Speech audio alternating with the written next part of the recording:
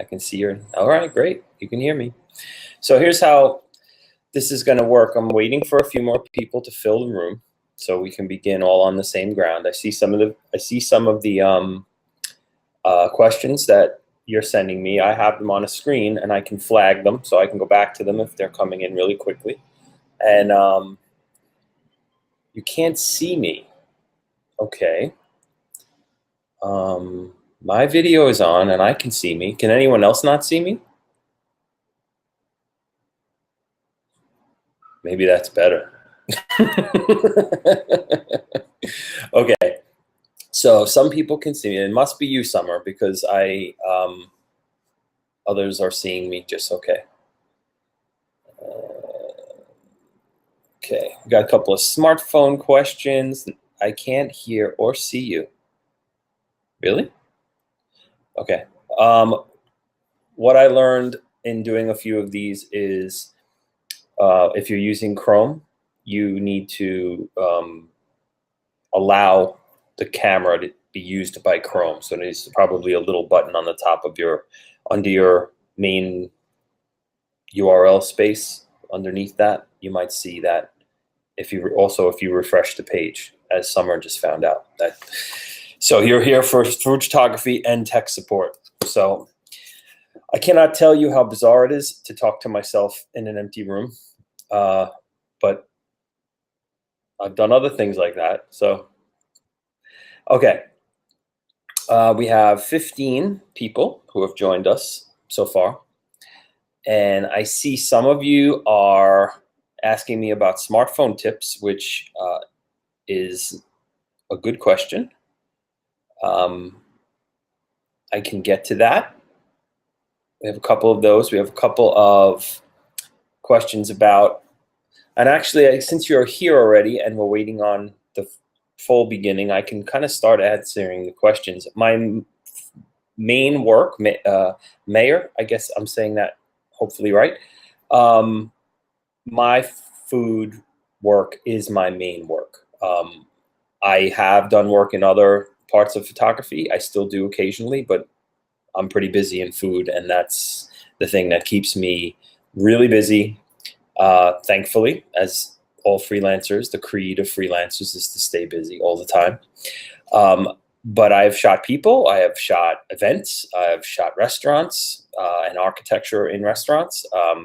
But I'm primarily a studio photographer, focusing on food and still life. So those two things are the things that mainly happen right here behind me. And I'll give you a little kind of quick twist of the screen in a few minutes and show what I have going on here. Let me see if we got more questions coming in. Okay. All right, good. So people are getting back to hearing and seeing.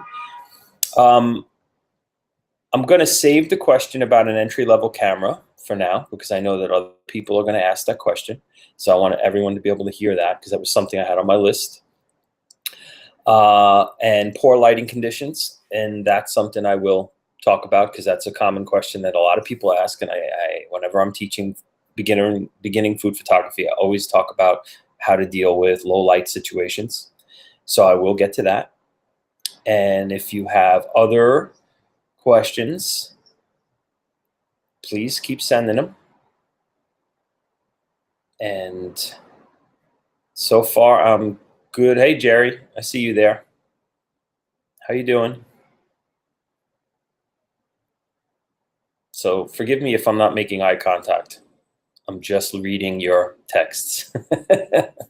So, all right. So we're scheduled for a half an hour. I have a sense that we'll probably go a little longer than that. So don't fret if you don't get your question in, because I will hopefully be able to answer most everything that we have going on here without a problem. I'm going to give people another 3 or 4 minutes, and then I'm going to start, and then they can join us on the way. Okay. And I can tell you the people who are here already. Here's the secret. If people ask questions that I already answered, you need to call them out on the texts. and say, hey, if you were here on time, you would have heard that. And then you could tell them that I heard what I said, because you could text faster than I could talk. So how's that sound? That sound like a fair deal?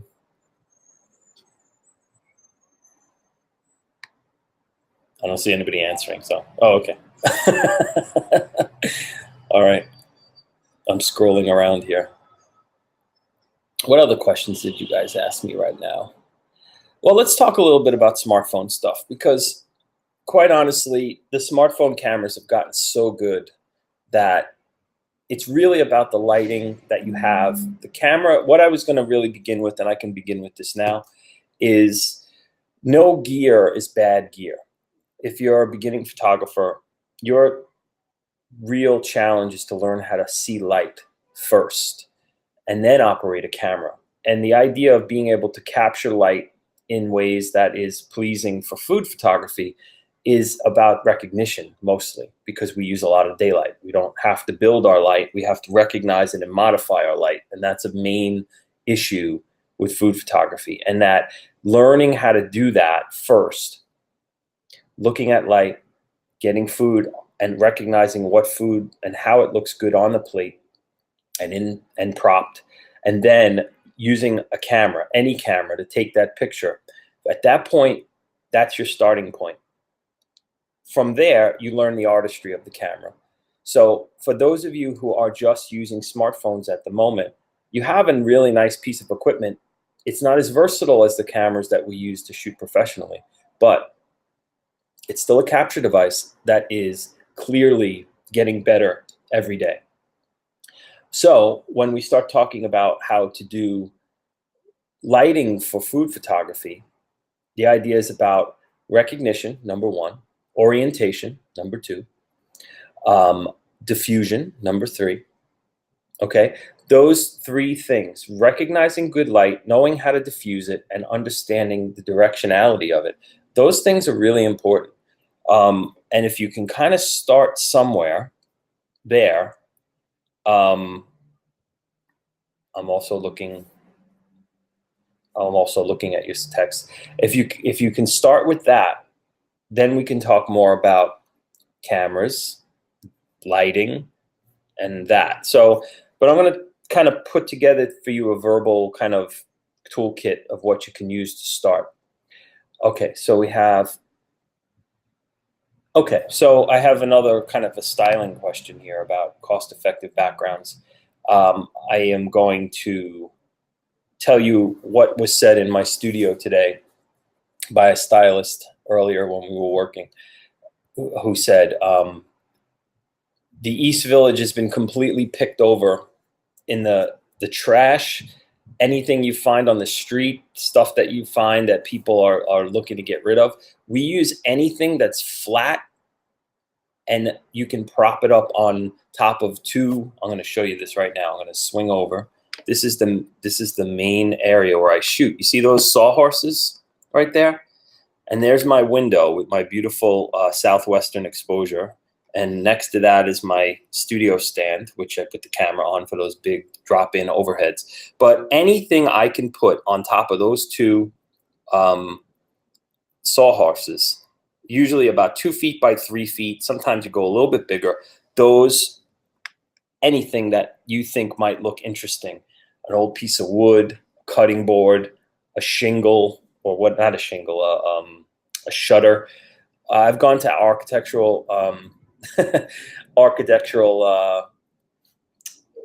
you call it? Salvage places, right? You find stuff that's rusty and old. I got a piece of tin off a roof upstate New York that I went up with a shears and cut a piece that was big enough for my space.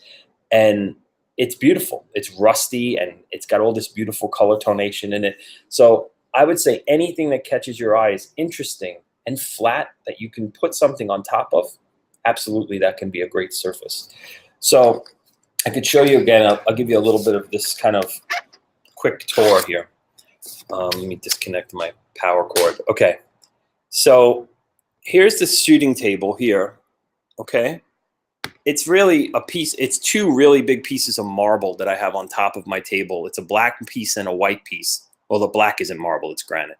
But I use those as the base. There's a wood base underneath it as well. And then I kind of take the white one off and put other ones on top of the black one. And it's got the big window here. It's got the big southwestern orientation. And there's another window next to it that's over my head. So this is all the light. The room is painted white, so it kind of gets flooded in here. That big, tall diffusion material is built custom to fit into this window, so I can diffuse the entire window. And then there's all the white cards and the black cards and the auto poles that I can use to create false walls. There's a strobe head that I use when I do strobe lighting. Behind here is my ladders, and there's the white walls are a little deceptive. They're also V-flats that have been folded and pushed against the wall, so they're white, so they just kind of blend in. And then if I take you around this way, you get to the kitchen part of the studio, and you can see that big box there with all the drawers. Every one of those drawers is holding spoons and knives and forks and gadgets and all kinds of weird stuff. But this is where it all happens. From there, we walk it on over to here, we take pictures, and then I sit here in front of the computer and get them ready for publication. So that's the studio. So let me, what if we don't have sunlight? That's a great question. Okay, so let's go backwards. Let's say, can you see me? Hold on, my browser is doing weird things. Okay, let's say you don't have good light. Now, what does that mean? Does that mean it's at nighttime, or does it mean that you don't have good light in your house? Can you give me a better understanding of what you mean by not having sunlight? Because I'd like to perhaps nighttime. Okay. So I've given some DIY suggestions in the past about using any bulb that you can create a light source with. I mean, this is an absolute kind of tough situation, right? You can buy a daylight balance bulb at Home Depot, or 2 or 3, and kind of put them on little lamp stands, and you can put diffusion material around them to get the light even softer, and then create one kind of directional light source, usually either behind your subject or to the side of your subject, never in front of it. So you always want to shoot either from what we call a backlit perspective, which is where the light is, the subject is in between you and the light, or you want to create a situation where the subject is being hit from the side by the light and you're sitting in front of it. So if I'm here and the light is coming in from here, okay, that's called a side lit perspective. And somewhere in between there is like a 3/4 perspective. What you never want to do is shoot in the same orientation as the light, because that's going to flatten out your picture and you're not going to have any light variation in shadow. So there, if you create, let's say you use some lamps, or like, a work light.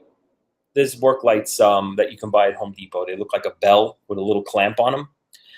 I've suggested to people in the past that these are great, because what you can do is you can put a fairly daylight balanced bulb in there and then cover it with diffusion material, and you can shine it right on your table.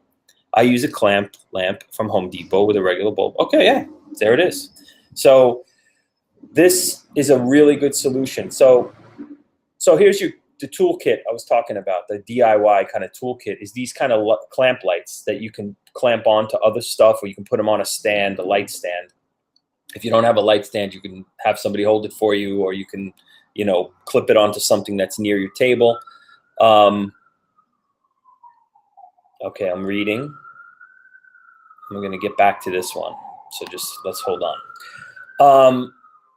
And then you need to buy white cards that you can get at any art supply store. And these can be cut into big sheets, kind of like the ones I have over here, like big pieces like that, but white and black. And then you can cut them down to smaller sizes to use with A-clamps. I'm going to get up and I'll be right back. I'm going to show you. So you can probably still hear me, but this is an A-clamp, okay? So if you take this and clamp it onto a little white piece of cardboard, what's called foam core, or a black piece, and you can make it stand up right next to your subject, and then you can also move it back and forth to kind of see how the light is playing. Poster board might work, and they're also called show cards. In movie industry, they call those things show cards. So those things are all really good for redirection of light. So you can experiment with that. So you can put boards all around the food if you want a nice clean lighting, or you can adjust them where you have light being diffused or pushed back onto your subject from one side, but not the other, because you sometimes want to drop off to shadow. Or you might want to highlight those shadows and put a black card there and deaden the light on one side.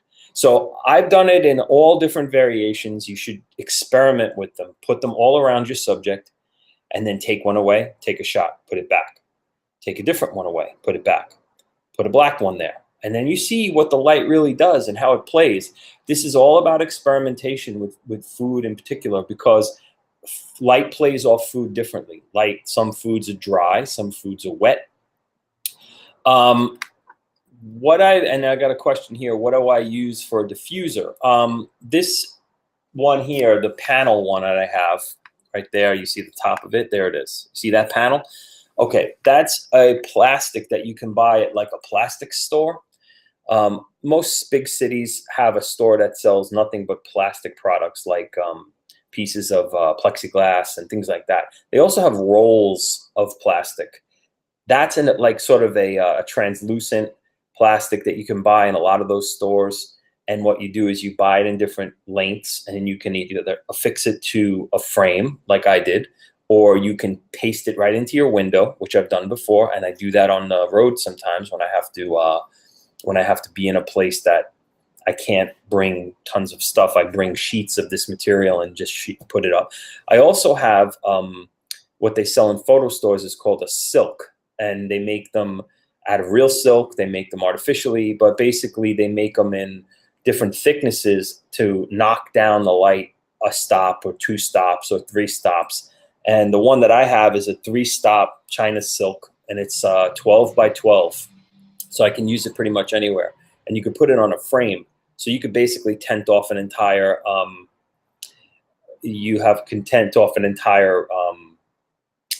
like a picnic table outside.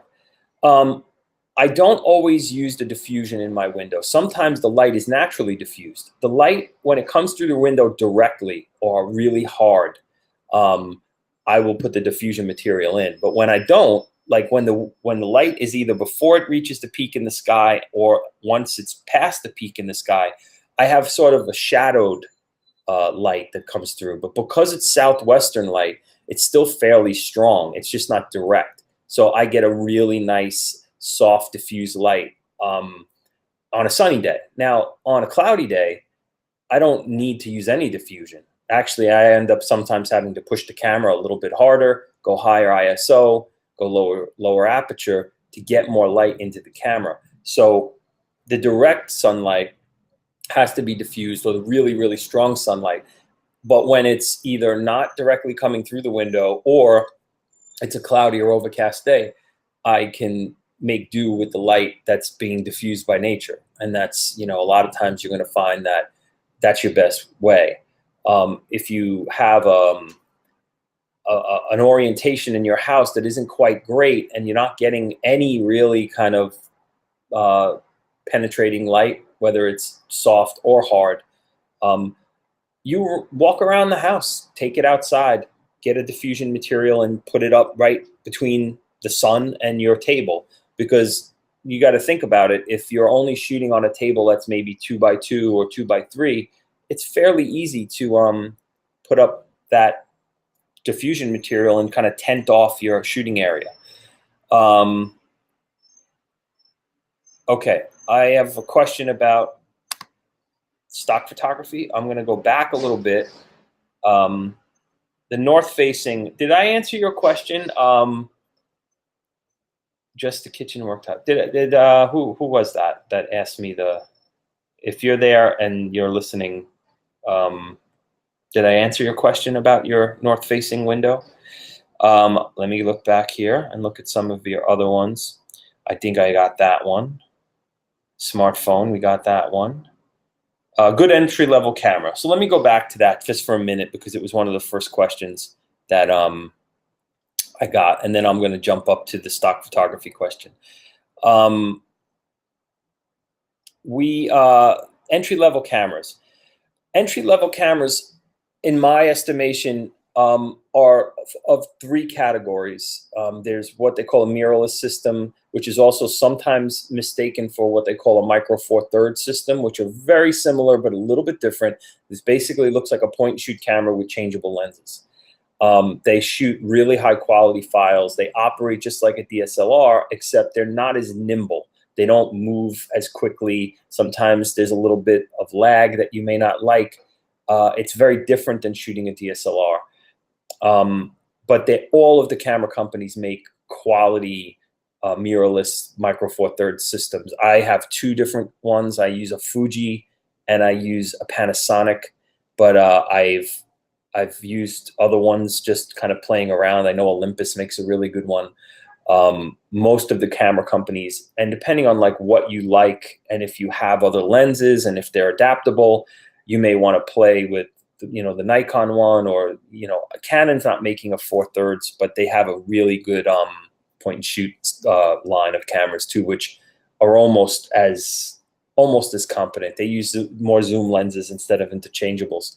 But that is one suggestion. The other suggestion is, if you do want to jump directly into the DSLR world, and you are thinking about moving forward toward a career, oh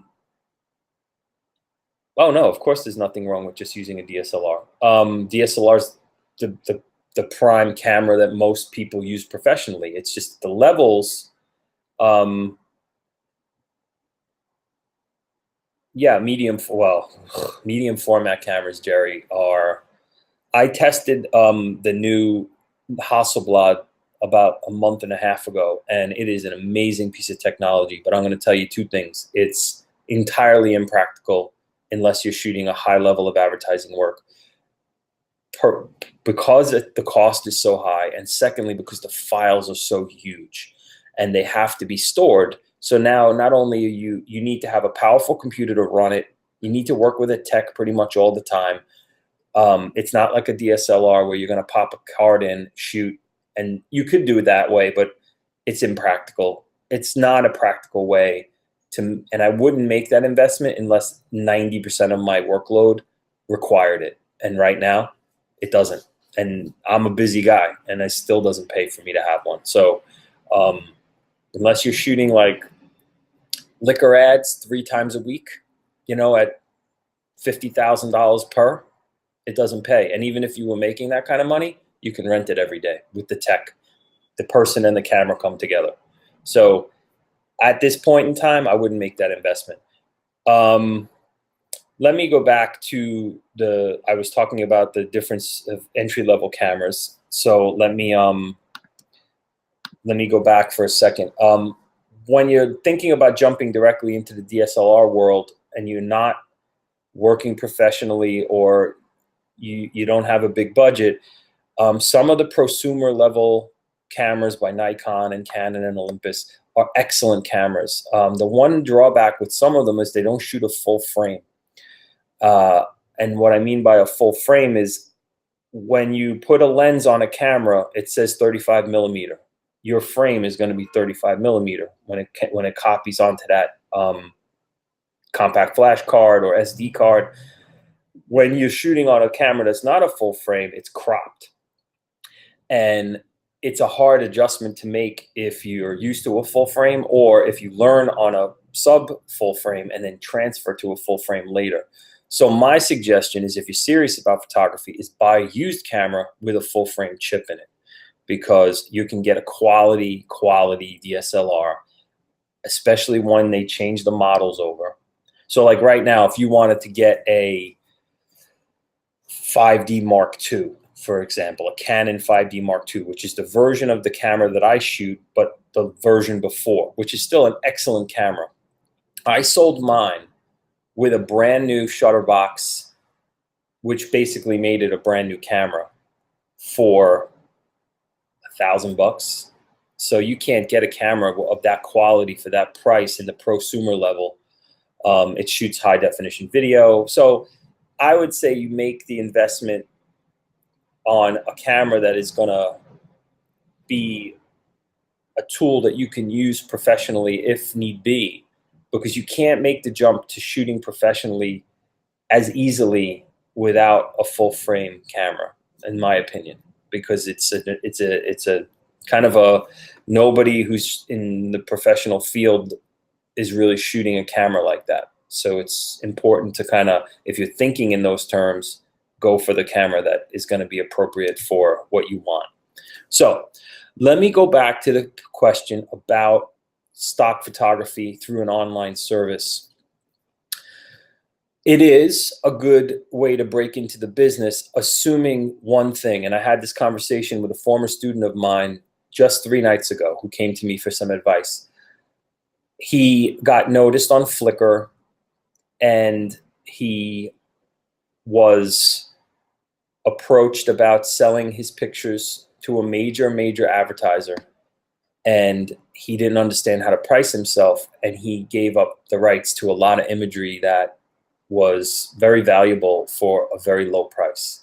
So don't be so anxious to jump into the business without understanding what your work is worth. If you understand what your work is worth, when somebody approaches you to sell it, you are prepared to give a price or have a negotiation that is appropriate for what you've done. You have to understand what your value is. And a lot of things that happen on these online services is flattery. People get really flattered when somebody wants to buy their picture, as we do, because that's what we do. We're in a business where we want approval, and publication is approval. But there are a lot of content pirates out there right now, because there's a lot of talented people, amateurs, taking pictures with high quality, cameras.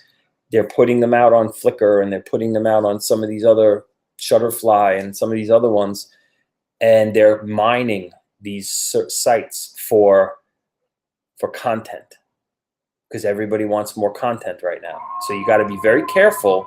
And if you find yourself in that position, you should reach out to a professional who you know and say, look, this is what's going on. What would you suggest I do? What kind of pricing should I engage in? How should I start this negotiation? Because no, they do not have any qualms about taking advantage of you and taking your imagery and letting you sign off on your rights. And that's exactly what they want. They don't want shared copyright. They want to own your stuff. And that's not acceptable, in my opinion. Let's see. Oh, my Creative Live thing. Thank you. That was a lot of work, and I enjoyed it. But it's a lot. And I did another one for Craftsy as well. So if you want to check that out, that's out there.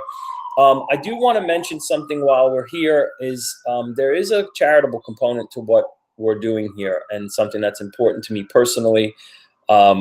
My charity here that gets a portion of anything that people spend or donate is Autism Speaks. I have a nephew who is he's a young man who's got autism, and he is working on things, and he's doing really well, and he gets great services. But those things don't happen without the kind of donation money that really is necessary to keep that funding. So that little green button on the bottom right corner, if you feel moved, that would be a great thing to do. And I would really appreciate it, because a good portion of why I'm doing this is sort of my give back stage of my life. And that's something I feel really passionately about. So I hope that if you get a chance, that's something you can do. Okay, so who's out there promoting me like this? Like, oh yeah, Creative Live and Hawaii. Yes, I'm teaching a 1-week retreat for creatives in Hawaii. It's sort of like going to be like yoga and vegetarian food and me. So I don't know how those things all mix together, but we'll see. And we're going to be in a beautiful setting in Hawaii on the Big Island. Don't be scared by that. Don't be scared by that volcano. It moves very slowly, so it's okay. I've been getting updates, but yeah, that's happening too. So if you go to my website, or more like my blog or my Instagram stuff, you'll see some of that promotion that I'm doing. So enough about me. I need more questions. So tell me more about what you want to know, because I can go back. I think, do you edit your pictures after taking them? What do you do to enhance the colors, etc.? Okay, yes. Of course, I edit my pictures. All photographers edit pretty extensively. You can't, especially, you can't really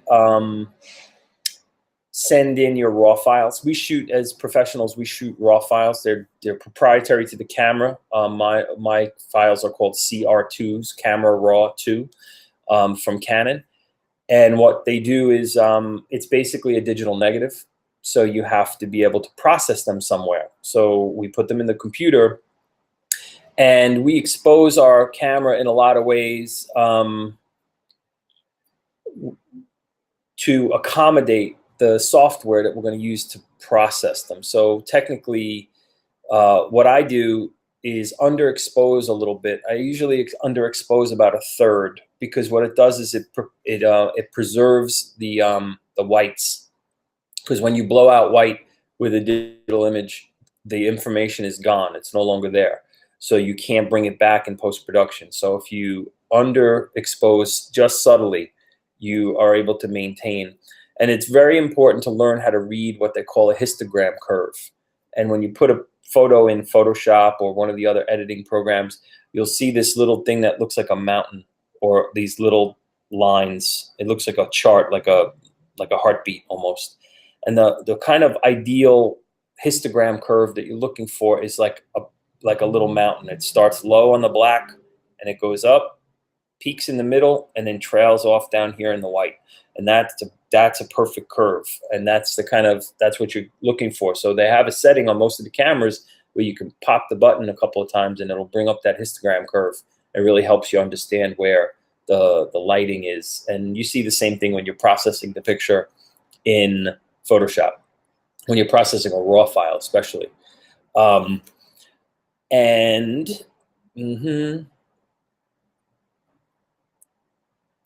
And do I enhance the colors? Everybody is tweaking their pictures in post-production. And what you need to understand is that if it looks fake, then you didn't get it right in the camera. So you get it right in the camera, and then you can enhance that subtly without making it look too over-processed. You know, when a picture looks a little over-processed or a little too contrasty or crunchy, as we say sometimes, it's apparent that it's been over-processed. And that sometimes comes from a poor file. But when you get a really high-quality file, a well-exposed file, or an intentionally underexposed file, you can work on that in post-production very subtly to bring out and enhance that picture. But I would say I learned how to take pictures mostly editorially honestly, because I worked for the New York Times, and that's a big thing, particularly at the beginning of digital. When we switched over from film, everybody was afraid, oh my God, everybody's just going to process the heck out of their pictures and make it look crazy. So they were really sensitive to it. Some people got fired because of it. So it was imperative to get it right in the camera and do minimal processing. I wouldn't call what I do to my pictures retouching. That's different. Retouching is essentially where you're changing things that didn't exist, or you're making them so radically different that they are unrecognizable from the original in a way. Like there was something there and now it's not. There was something blue and now it's pink. That's different. Or I have bags under my eyes and now I don't. That's retouching. Okay, we did that. I'm going back to I'm looking at your stuff, your questions. Cheap, free editing software. Quite honestly, maybe some of the other people in the chat can answer that, because I'm not really up on anything that's not an Adobe product at this point. I process everything in Lightroom and Bridge and Photoshop, and I don't really look at that stuff all that often. So, but there are people here who are starting at a different level, and they might be able to tell you a good one. Let's see. Do you recommend company that does editing? No, edit yourself. You want to give your representation of your work. Don't let anyone else edit you unless you're part of that process. We have a question here about Lightroom. I use Lightroom for two things: archiving and tethered capture, which is when the camera is connected to the computer. So if we have a client in the room, they can see what we're shooting, or you can lay a magazine cover right on the screen and shoot right to the magazine cover. There's a lot of things you could do with Lightroom. I don't use it for editing. I use the raw conversion tool in Photoshop. It's just my workflow. I know a lot of people do it in different ways. I can do it in Lightroom, but it's just not my workflow. It's a great program. I totally recommend it if you want to use it and learn it. It's a vast program, just like Photoshop. It does a lot of things, so you need to be you need to kind of take some time with it. Don't turn on HDR on your smartphone app. Yeah, I think that's a little bit over processed for me. But listen, there's an art form to shooting with a smartphone that's obviously different than shooting with a regular camera. And some of those programs, which I use myself, I like, when I was playing around with the Hipstamatic thing for a while, I love that stuff. I think it looks really cool. And it's an art form all by itself. But if you're trying to do photorealism and you're trying to make food look great and you're not trying to do some gimmicky stuff, that would stick to like the regular way. But if you're looking to do some funky stuff, it's cool. It makes, they make some really cool programs to play around with that stuff. Oh, Photoshop Elements. There you go. Thanks, Jerry. That's good. I forgot about that. Maybe have some else. Okay, the smartphone thing. Once I was in a restaurant with a whole bunch of photographers. I had just done one of my Creative Live classes out in Seattle, and some of my students who I know because they had come to several things that I had done out west, they took me out for dinner. And of course, you get a bunch of food photographers at a table. Everybody's gonna start taking pictures, but the room was really dark. So we started collecting candles from other tables. We used white napkins to reflect the light, smartphone things to push more light into it, created a light source, and took a picture. Now, of course, it still looked like a picture taken in a restaurant, but it was far better than if you just whipped out your smartphone and put the flash on and popped the picture. So, but that's a very good idea. Okay, we got Picasa and iPhoto as a recommendation, a free tool called GIMP, Pixelmator on Mac. And if you're a student, you can get 50% off on Lightroom. Yep, that's very good. On One, okay. I'm learning too. Thank you. What would be one word of advice you can offer to remedy the most common problem? Okay, so Jerry's saying there's a lot of beginner photographers who are taking pictures of food. I'm assuming he means of food. And I can offer one very important piece of advice to you. If the light is terrible, keep the phone in your pocket, because that's the problem. The problem is people get excited by what they see with their eyes, but the camera can't do what you're seeing, particularly in a restaurant, particularly at night. So I would say the most common problem is that people don't recognize that the light isn't going to be effective for a nice photograph. And if you have that restraint, then you will not be putting bad pictures out into the ether, which I share Jerry's disdain for horribly lit and composed food photography. That's why we do this, right? So we can help you make better pictures. How's that, Jerry? Did that work out? Do I shoot raw all the time? Absolutely. I never shoot anything but raw. My camera isn't even on a JPEG setting. Some people shoot RAW and JPEG simultaneously, and I know that's for reasons sometimes where you're dropping smaller JPEGs right off onto to a client, so they want to see it immediately. You're just giving them the JPEGs, and then you're going to work on the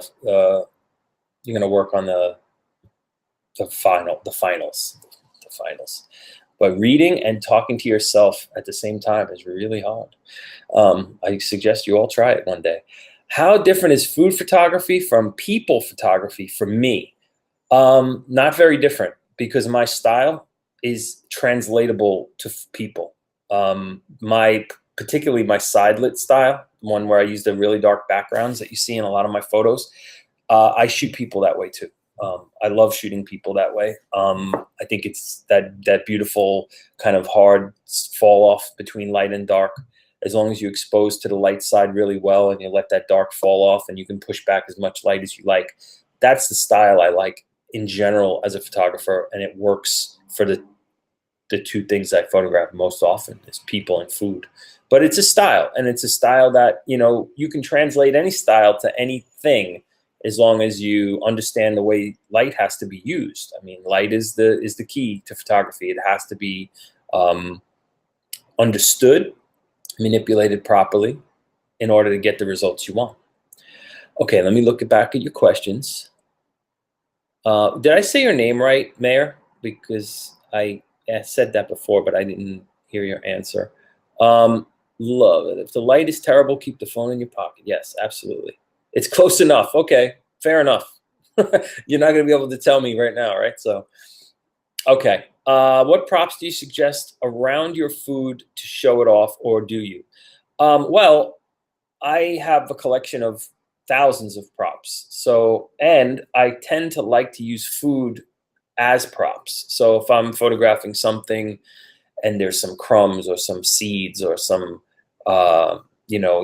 some ingredients that are going to be in the food, like, we get some beautiful peppers or something small that you can kind of accent the plate with, or the garnish that you're going to use. All of those things act as props. And I think creating a scene is essential to creating a realistic approach to food photography. And I think my style in particular probably speaks to a realistic sense, because I think I like food to feel real when I look at it. I want to make people hungry. I want to make people desire what they see on the screen, not just admire what's there because it's well lit or it's, a proficient photograph. I want people to feel something emotionally when they see my pictures, and food, what is more emotional than food? So hopefully that answered the question. Okay, yes, Garden Gorilla is jumping on our bandwagon of saying keep the phone away. Okay, grouping my props and taking photos so I could see what I have later on. So I'm jealous of the shelves. You haven't seen anything yet. The rest of this whole space is all filled with shelves full of stuff and drawers and closets and piled under tables. It's a little bit of a disease. So thank you. I appreciate you saying that my photos create emotion. That's the goal. So I want people to feel what I feel. Food is passion for me. It connects me to my people, my family, my history. So it's that's where it's at for me. That's where I got started in this business. Can you hear the fire hydrant, fire engines out on Houston Street? Yeah. Welcome to the East Village. All right. Do you put? Where am I? What tips do you have for seemingly unphotogenic food? Example, soups and stews. Come on, Garden Gorilla. Soups and stews are my favorite. It's broccoli. It's spinach. It's kale. It's dark brown and stuff that's impossible to photograph because it doesn't have light. You want to have soups and stews, keep them glossy. Don't let them get dry on the top. Make sure you let the light play off the liquid. Shoot them over the top and get something really graphic and beautiful. Get a garnish on like a monochromatic soup. You could do like a beautiful squiggle of garnish of use a squeeze bottle with like a little crema or sour cream or some green, and you kind of flake it out there. Those things, is about when you sit in front of a soup or a stew, you still feel like you want to eat it, right? What's one of the best parts of that? Steam, right? The steam rising up off of it. You get the side light with the dark background, and you let the light play off the smoke coming up. All of that stuff. That's the stuff that makes that seemingly unphotogenic food stand out. So that's my suggestion. It's worked out okay for me. White plates to show food off. I do use a lot of neutral colors with my plates. Whites and cream and black and gray. I don't tend to use any colorful stuff to compete with the food. So yes, that's a very good observation. And not focus on what it's on. Right, exactly. In an alternative universe, look, honey, that photo used diffused window light. I must eat this food in. Okay.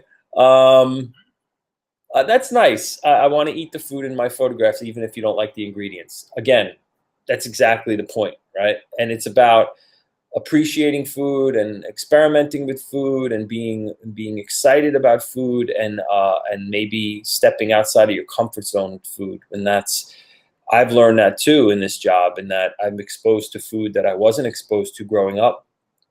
I mean, I lived in a fairly provincial environment.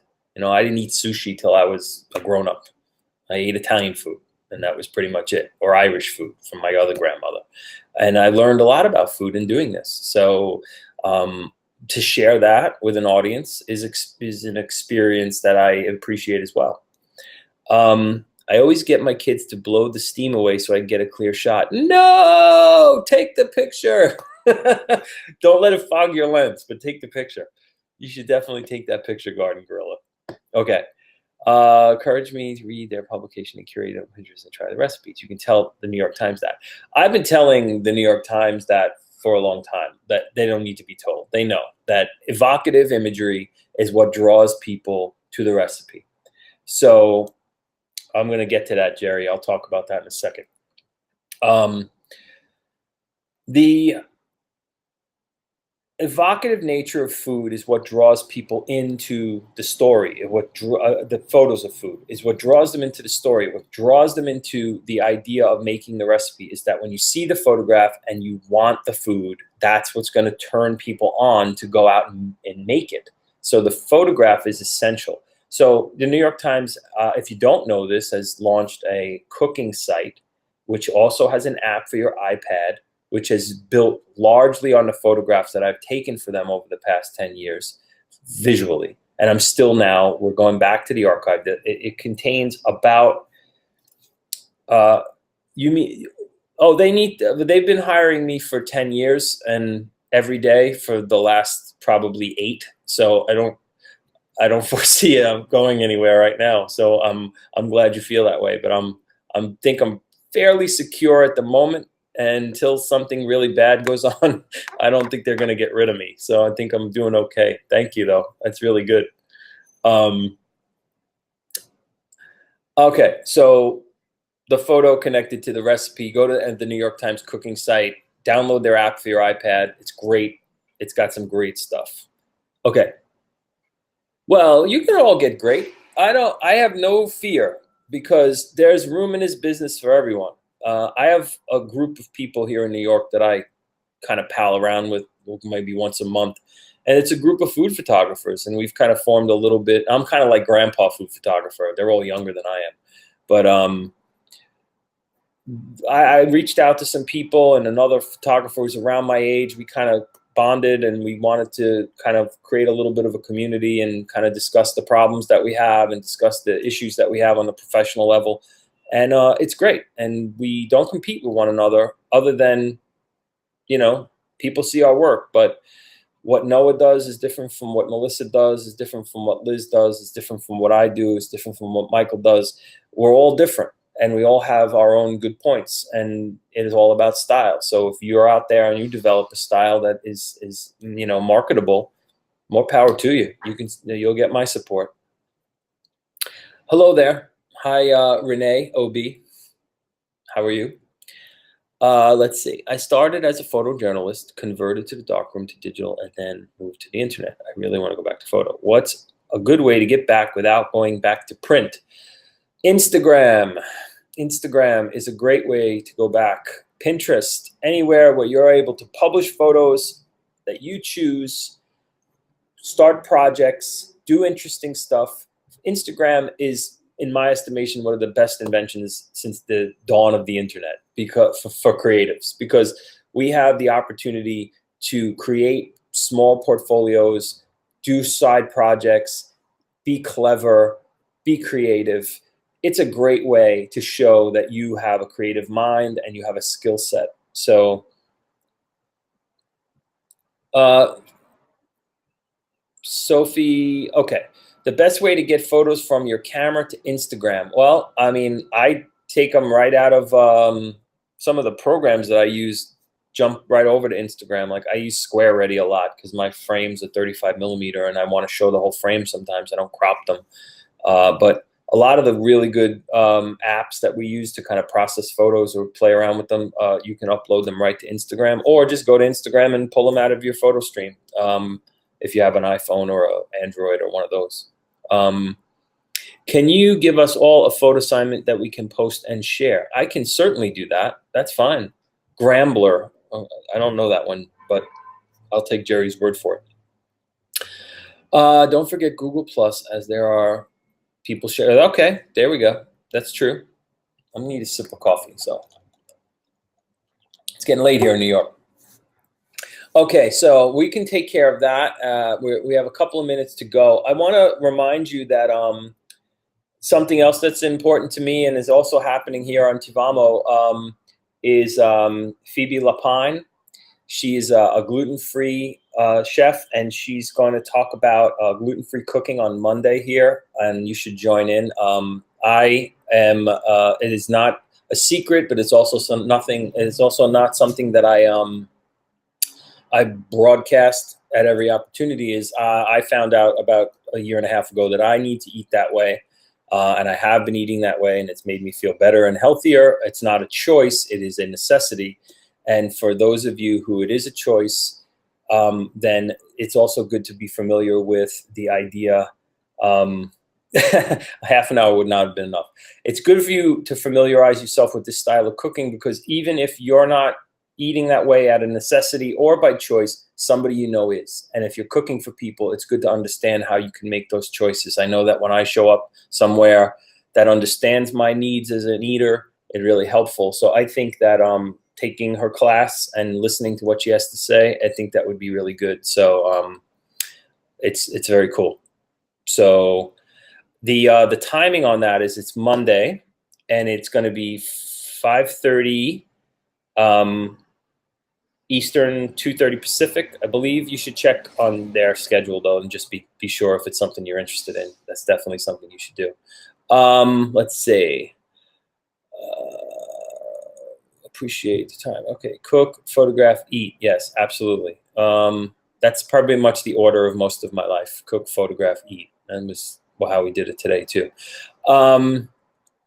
So once again, let me mention I'm here for Autism Speaks, and I would really like to be able to use this platform to kind of help not just my nephew, but other people and other students that I've taught over the years. I was a school teacher for years before I was doing this. I also want to mention that I'm available. I'm available for one-on-ones here on Tivamo. If you want to schedule a one-on-one with me, there's a price structure and information about how that works. And it's pretty much like this, except now instead of you talking to me through the text messages, you would talk to me directly one-on-one.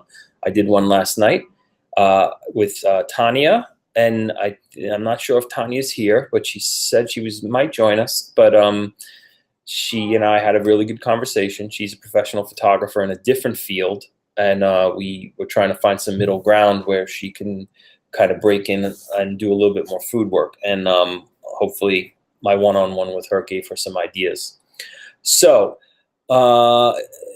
yes, you can, I think at any point you could probably come back to this site and donate through the site. I think the Tivamo people might be able to guide you better on that question, but for sure, I think and you can also always go to their website. You could always go, but if you want to do it through us because you appreciate what we've been able to do here, that would be really great. We'd appreciate that, as this is obviously a startup, and we're trying to get some momentum to show, where we are.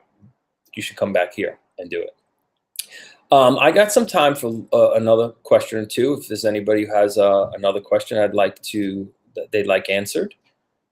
Okay, you can go to Andrew's page where you booked it and click the name of the charity. Okay, so you just go to my page and where you booked, and then you can donate to Autism Speaks. Even if you can't do it today, you could do it later, and that's really cool of you, and we appreciate that.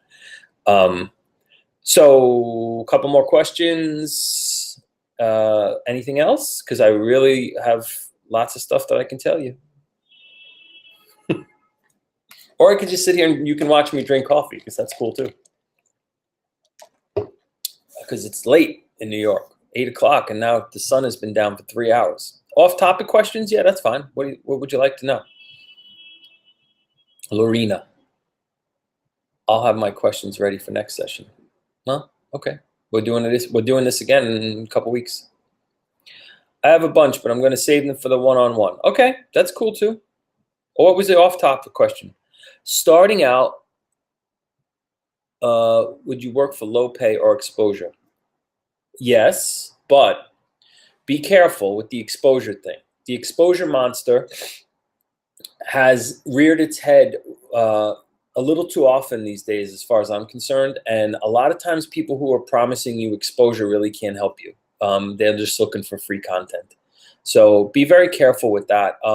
I would also be careful about who you offer a lower paying offer to, as long as you are with the understanding that, okay, well, this is the entry level, and maybe we can work out a deal where you're going to hire me more often, rather than just say, okay, I'll do it for that price. I'll do it for that price if we can have maybe an agreement that we're going to do 3 shoots, or you would use me again the next time this comes up.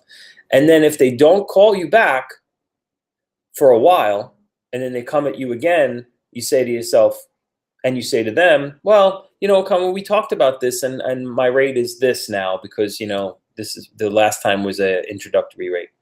Okay, we got some questions. Hopefully that answered your question, Renee.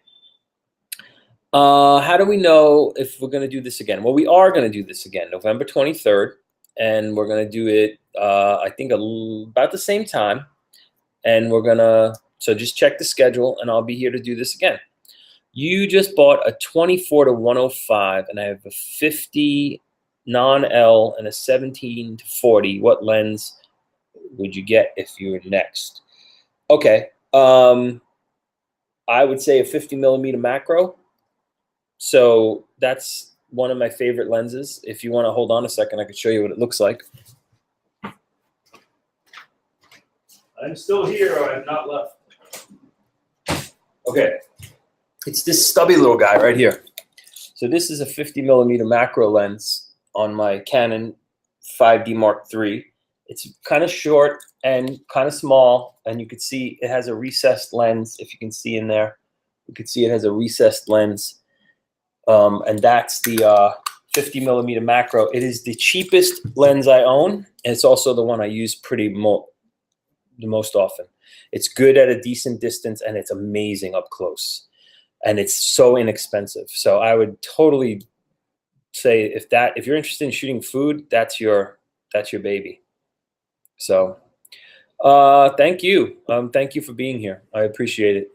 I like the opportunity to be able to teach and answer questions, and hopefully answering. Is there any more questions? And you're using a 5D Mark II. There you go. It's a great camera. Need that lens for Nikon. Oh, okay. Well, Nikon makes a 60 millimeter macro, and I don't think it's all that difference in price. You should look it up. Go on like one of the big camera sites, Adorama or B&H, and look it up. But they make, I think Nikon makes a 60 millimeter macro. Cool. I'm glad that helped.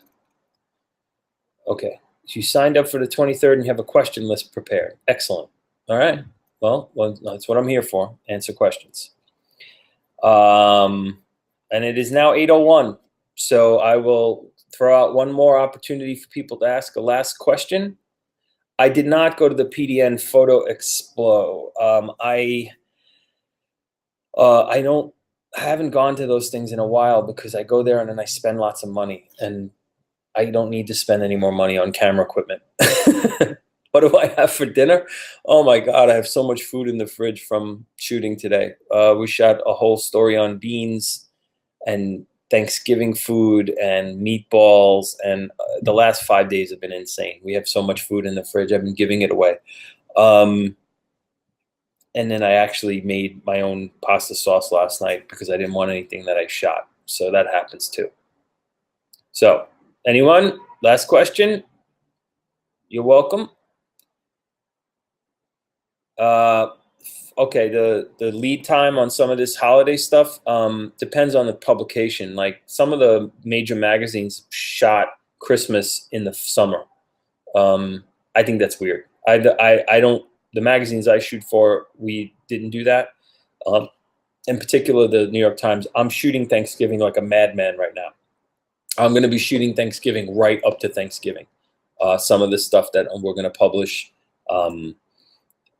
is going to be shot and flipped probably. The last set of those recipes will be shot probably 2 days before Thanksgiving and immediately flipped over. I've been working on Thanksgiving for 3 weeks. So it's, depending on who you're working for, it depends on where that happens. But sometimes it's Christmas in the summer, that's kind of how it happens. Okay, everyone. Thanks so much. Thanks for being here. Oh, turnaround. Okay, I'll get to that. That's a good one. I could do that one. Christmas turkey yesterday. There you go. No, don't be sorry. My turnaround time, typically when I'm dealing with a client, I tell them at least a week, unless it's a really big job, and they say 2 weeks, and that's about as long as anybody will ever wait. They really never want to wait much longer than that. Everybody wants it yesterday. You need to understand that. They know they're just going to ask, can I have it tomorrow? Can I have it the next day? And you need to build time into your schedule to process your photos, give yourself time to absorb what you did, edit yourself properly, and then send it in. But, if somebody's in a bind and you want to flip it in a day, do it. But remind them that it's a favor. How's that? Cool? Okay. Excellent. All right, everyone. Thank you very much. I'll see you next time. And like I said, don't forget Autism Speaks. Don't forget the Phoebe on Monday, and don't forget that I'm available for your one-on-ones. Okay. Good night, everyone.